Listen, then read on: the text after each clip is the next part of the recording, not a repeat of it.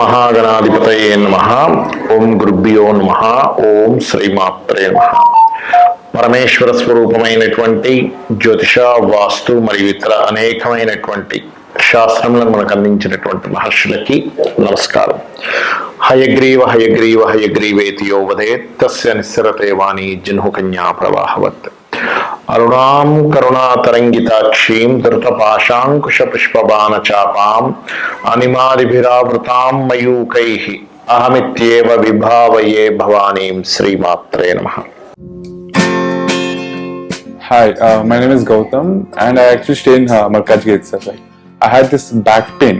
It's been 1.5 years. I have tried many treatments like chiropathy, oil massage, physiotherapy especially, but it didn't work out as much like what I expected.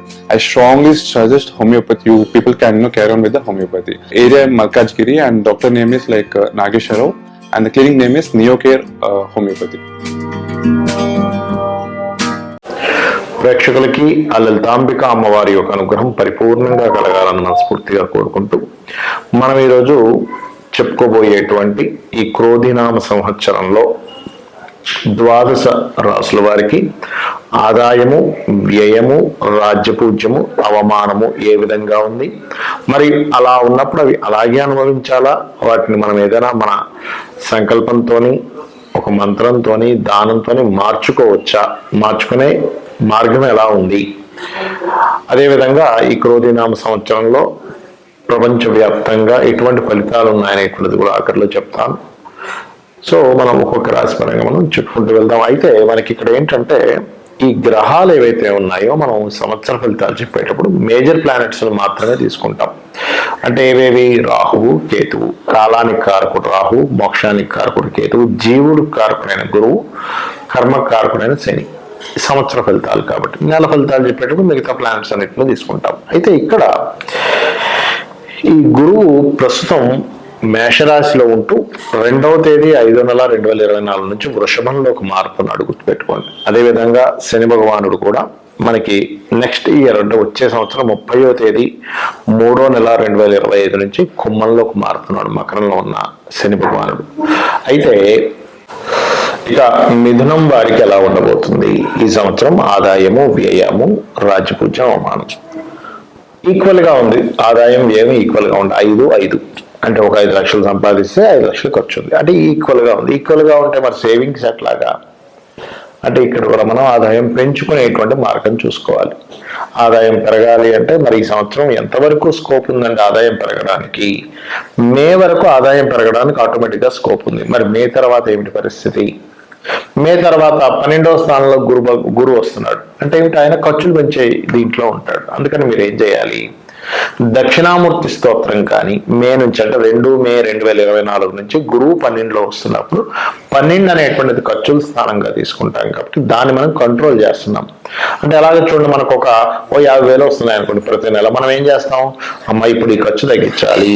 ఎందుకు అంటే ఇక్కడ మనకి వేరే ఖర్చు ఉంది కాబట్టి ఈ ఖర్చును తగ్గించి ఈ ఖర్చులో పెంచుకుందాం మనం ఒక ప్లానింగ్ చేసుకుంటాం. ఆ రకంగా ఈ గురువు 12వ స్థానంలోకి వస్తున్నందుకు మీరు శనగలు దానంగా ఇవ్వండి. ఏమంటే దానం పుచ్చుకునే వాళ్ళు మాకు దగ్గరగా లేరు, ఏం చేయాలి అంటే మీరు గోశాల ఉంటుంది, గోశాలకి వెళ్ళి అక్కడ చక్కగా అరటికాయలు అంటారు, అరటి పళ్ళు కాదు, అరటికాయల్ని చిన్నగా కట్ చేసి అమ్మవారి స్వరూపం మీ కళ్ళ ముందనే ఉంది అనేటువంటి భావనతో గోవుకు తినిపించండి. జూపిటర్ ఇచ్చేటువంటి నెగటివ్ ఎనర్జీ ఏదైతే ఉందో, ఖర్చు రూపంలో ఉందో, అది మీకు తగ్గిపోతుంది. ఆకస్మికంగా ఖర్చులు 8th లాంటి కదా, సడన్ అరే ఇట్లా అనుకోలేదు ఈ ఖర్చు వచ్చేసింది అంటూ ఉంటాం. లగ్జరీ కోసం ఖర్చులు ఏదో ఖర్చు పెట్టేస్తూ ఉంటాం. ఇటువంటివి రాకుండా ఆపుతుంది మీరు కనుక శనగలు దానంగా ఇవ్వడం లేదా గోవు పెట్టడం చేస్తే. మరి ఆదాయం పెంచుకోవాలి. అలాగా రాజరాజేశ్వరి అమ్మవారి యొక్క అష్టోత్తరము ఖచ్చితంగా మీకు ఆదాయాన్ని పెరిగేలా చేస్తుంది. ఇప్పుడున్న గ్రహస్థితికి నేను చెప్పేది. లేదా దుర్గాదేవి యొక్క అష్టోత్తరాలు, ఎందుకంటే దశమంలో రాహు ఉన్నాడుగా, మన వర్క్ వల్లే కదా మనకి పెరుగుతుంది. అందుకని ఇక రాజ్యపూజ్యం, అవమానం కనుక తీసుకుంటే రాజ్యపూజ్యం 3, అవమానం 6. అంటే మనం ఏదైనా ఒక మంచి పని చేస్తే మెచ్చుకునే వాళ్ళు 3 ఉంటే ఆ మంచి పనిలో కూడా నువ్వు ఇలా ఎందుకు చేసావు, నువ్వు ఈ తప్పు చేసావు, ఆ తప్పు చేసావు అనే వాళ్ళు 6 ఉంటారట. అంటే డబల్ ఉంటున్నారు. మరి దీన్ని ఎలాగా? ఎందుకంటే ప్రతి ఒక్కరు కూడా రాజ్యపూజ్యం కావాలని కోరుకుంటారు, కానీ అవమానించుకోవాలని, అవమానం పడాలని కోరుకోరు కదా. మరి అవమానం తగ్గించుకోవాలంటే ఎలాగా? రాజ్యపూజ్యం పెరగాలంటేనేమో దుర్గా, ఓం దుమ్ దుర్గాయ నమః చేసుకోండి.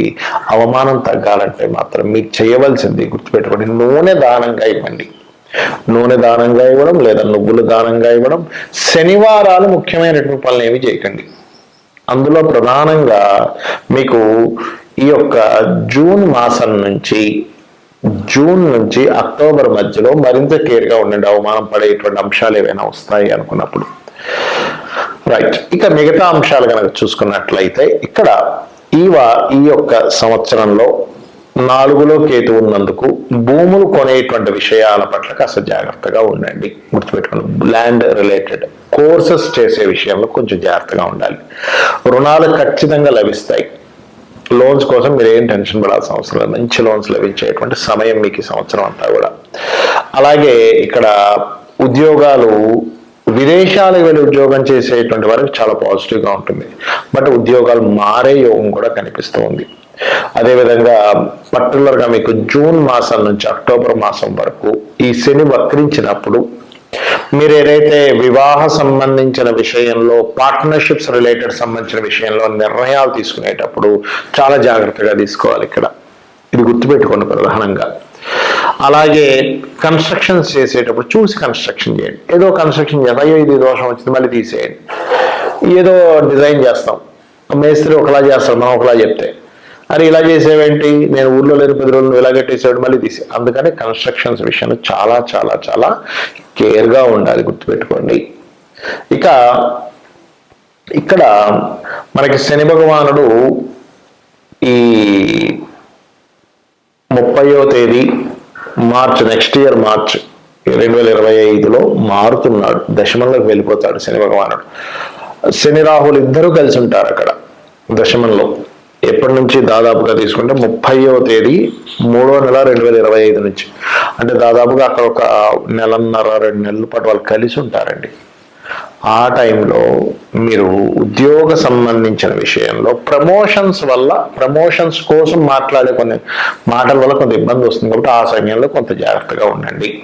ఇక మీరు చేయవలసిన దేవత ఆరాధన ఏమిటి అంటే, నిత్యం చేయవలసిన దేవత ఆరాధన లలితా సహస్రనామాలు, లలితామ్మవారి యొక్క స్తోత్ర పఠనం చేయండి, అన్ని విధాలా బాగుంటుంది. మరి ఈ క్రోధినామ సంవత్సరంలో భౌగోళికంగా దీన్ని ముండేన్ ఆస్ట్రాలజీ అంటారు. అంటే బయట పరిస్థితులు ఎట్లా ఉంటాయి, క్రోధి అంటే క్రోధములు, ఒకరి మీద ఒకరికి విద్వేషాలు, కోపాలు పెరిగేటువంటి గ్రహస్థితి నడుస్తుంది. ఆల్రెడీ ఫిబ్రవరి నుంచి ప్రారంభం అయిపోయింది అనుకోండి. ఇదేదో క్రోధినామ సంవత్సరం వచ్చేటప్పుడే అని కాదు, ఫిబ్రవరి నుంచి ఇప్పుడు గ్రహస్థితి అనేది స్టార్ట్ అయిపోయింది. ఎందుకంటే ముఖ్యంగా గొడవలకి కారకుడైనటువంటి కుజుడు శత్రుగ్రహాలతో, శత్రు రాసులతో సంబంధాలు కలిగి ఉంటున్నాడు.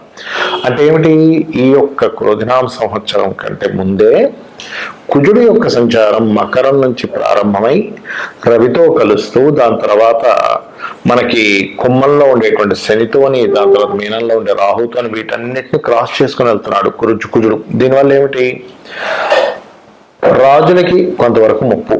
అంటే పెద్ద పెద్ద వాళ్ళు కొన్ని కారాగార సంబంధంగా వెళ్ళవలసిన పరిస్థితి రావడం. ఎందుకు అంటే ఇక్కడ శని, రవి, ముఖ్యంగా రాజులకు కారకుడైన రవి మన శనిని రాహుని దాటుకొని వెళ్ళాలి.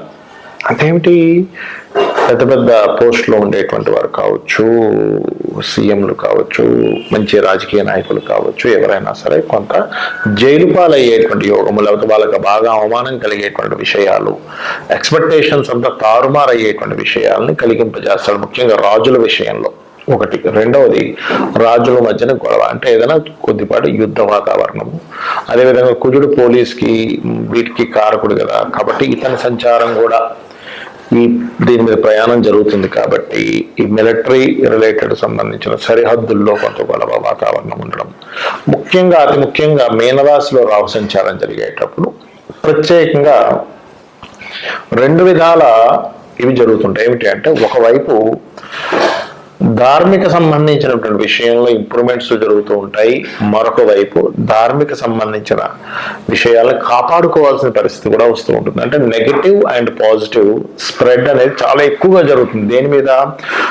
సనాతన ధర్మ సంబంధించిన విషయాలపైన ఓవర్గా జరుగుతుంది. అంటే ఎట్లాగా, ఒకవైపు విపరీతమైనటువంటి ఆలయ నిర్మాణాలు, వాటి విషయంలో పురోగతి ఎంత వస్తుందో, ఒకవైపు మత కల్లోలాలకు సంబంధించిన విద్వేష సంపూరితమైనటువంటివి ఈ యూట్యూబ్లో అప్లోడ్ చేయడం కానీ, దాని మీద కొంతవరకు ఘర్షణ వాతావరణం ఏర్పడడం కానీ, దానివల్ల కొంతవరకు అల్లర్లు ఏర్పడడం కానీ, ఈ అల్లర్లు, గొడవలు, యుద్ధాలు ఇటువంటివి పెరుగుతాయి ఈ కాంబినేషన్స్ ఉన్నప్పుడు పర్టికులర్గా. ఏమంటే మరి ఓన్లీ క్రోధినామ సంవత్సరం వరకేనా దీని ప్రభావము అంటే, గుర్తుపెట్టుకోండి, ఇక్కడి నుంచి 4 సంవత్సరాల పాటు ఈ సనాతన ధర్మం అనుకోండి, లేనట్లయితే హైందవ సంబంధించిన అనుకోండి, లేకపోతే ధార్మికమైనటువంటి విషయాలకు సంబంధించింది అనుకోండి, దీని మీద ప్రభావం ఉంటుంది. అదేవిధంగా లాయర్లు, జడ్జులు, కొంతమంది ఎవరైతే ఉంటారో అంటే ధర్మాన్ని కాపాడేటువంటి వారి మీద కూడా కొంతవరకు ఇబ్బందికరమైనటువంటి వాతావరణం ఏర్పడుతూ ఉంటుంది, గుర్తుపెట్టుకోండి. అలాగే మరొక విషయం ఏంటంటే, ఈ కాంబినేషన్స్ మరి దీని నుంచి ఎలా బయటపడాలి సామాన్య ప్రజలు అని చెప్పి చూసుకున్నట్లయితే, ఒకటి గుర్తుపెట్టుకోండి, చండీ పారాయణం. మీరు ఎంత చండీ పారాయణం చేస్తే అంత బాగుంటుంది, గుర్తుపెట్టుకోండి. అలాగే దుర్గా, ఓం దుమ్ దుర్గాయ నమః. ఈ రెండు ఎవరైతే ఎక్కువగా పాటిస్తూ ఉంటారో, దీంతో పాటు మీనరాశిలో రాహు యొక్క సంచారం అనేటువంటిది పితృదేవతలకి చేసుకుంటూ ఉండాలి. అంటే పితృదేవతల కోసమని మీరు అమావాస్య వచ్చినప్పుడు స్వయం పాకం ఇవ్వడం గనక చేయగలిగితే అద్భుతమైన ఫలితాలు చూస్తారు. చాలా మంది చూడండి, ఏమంటే నాకు ఏం చేయాలో అర్థం కావట్లేదు, ఎన్ని పూజలు చేసినా ఫలితాలు రావట్లేదు అన్నప్పుడు పితృదేవత అనుగ్రహం అక్కడ లోపించిందని అర్థం. కాబట్టి ఇది కూడా చేయాలి. మరి ఇప్పటి వరకు మనం ఈ క్రోధినామ సంవత్సరం ఆదాయ వ్యయాలు ఇవన్నీ చెప్పుకున్నాం. మరి ఇదేనా అంటే కాదు. మీ జన్మజాతకం ఈజ్ మోస్ట్ ఇంపార్టెంట్, గుర్తుపెట్టుకోండి. మీ జన్మజాతకంలో లగ్నం ఎలా ఉంది, మీరు ఏ సమయంలో, ఏ తారీఖుని, ఏ నెల, ఏ సంవత్సరంలో, ఏ ప్రాంతంలో జన్మించారో దాన్ని బట్టి మీ లగ్నం కొన్ని బలాన్ని బట్టి గోచారంలో ఏ ఆదాయ వ్యయాలు వచ్చినా, ఎన్ని అవమానాలు, రాజపూజ్యాలు వచ్చినా మీ జన్మజాతకం ఈజ్ మోస్ట్ ఇంపార్టెంట్. ఇది మెయిన్ గా రూల్ చేస్తుంది, గుర్తుపెట్టుకోండి. ఇక రెండవది ఏంటంటే, మీకు ధనం ఏ మార్గంలో వస్తుంది, మీరు ఏ మార్గంలో ప్రయత్నం చేయాలి, ఏ దిశ మీకు బాగా కలిసి వస్తుంది. గృహం నిర్మాణానికి, గృహంలో ఉండడానికి, అది రెంట్ అయినా ఓన్ హౌస్ అయినా, మీరు ఏ విద్యని అభ్యసిస్తే బాగుంటుంది. మీరు ప్రొఫెషనల్ గా ఇబ్బంది పడుతున్నారంటే మీ దశమ స్థానాధిపతి ఎలా ఉన్నాడు, ఇన్వెస్ట్మెంట్స్ ఎప్పుడు చేయాలి, ఎప్పుడు చేయకూడదు, విదేశాలకు వెళ్తే బాగుంటుందా, ఇక్కడ ఉంటే బాగుంటుందా. అదేవిధంగా మీరు పర్టికులర్గా మీ యొక్క జన్మజాతకంలో ఉండేటువంటి కాంబినేషన్స్ ఏవైతే ఉన్నాయో, మీకు ఎటువంటి పరిస్థితులు మీకు అనుకూలిస్తాయి, అంటే ఏ మార్గంలో ఉంటే మీకు పరిస్థితులు అనుకూలిస్తాయి. వివాహం చేసుకునే సమయం ఎప్పుడు, వివాహం ఎప్పుడు చేసుకోకూడదు. చాలా మంది తెలియక రాంగ్ టైంలో చేస్తూ ఉంటారు. ఇన్వెస్ట్మెంట్స్ కావచ్చు, వివాహం కావచ్చు, ఏదైనా కానీ ఇటువంటివన్నీ కూడా మీ జన్మజాతకంలోనే తెలుస్తాయి. మరి ఇవన్నీ ఎందుకు చెప్పుకుంటున్నామని గోచార ఫలితాలంటే, ప్రతి మనిషి తన నిర్ణయం వేరు, బయట ఉండే వాతావరణం వేరు. ఈ రెండు మ్యాచ్ అయినప్పుడు సక్సెస్ ఉంటుంది, ఈ రెండు మ్యాచ్ అయినప్పుడు అంతంత మాత్రంగా ఉంటుంది లైఫ్. కాబట్టి మీ జన్మజాతక ఫలితాలని, ఈ గోచార ఫలితాలని రెండింటిని తెలుసుకుంటూ, అమ్మవారి యొక్క ఆరాధన, పితృదేవతల యొక్క ఆరాధన చేసుకుంటూ, వీరి యొక్క అనుగ్రహం మీరు పరిపూర్ణంగా పొందాలని మనస్ఫూర్తిగా కోరుకుంటూ, శ్రీమాత్రే నమః.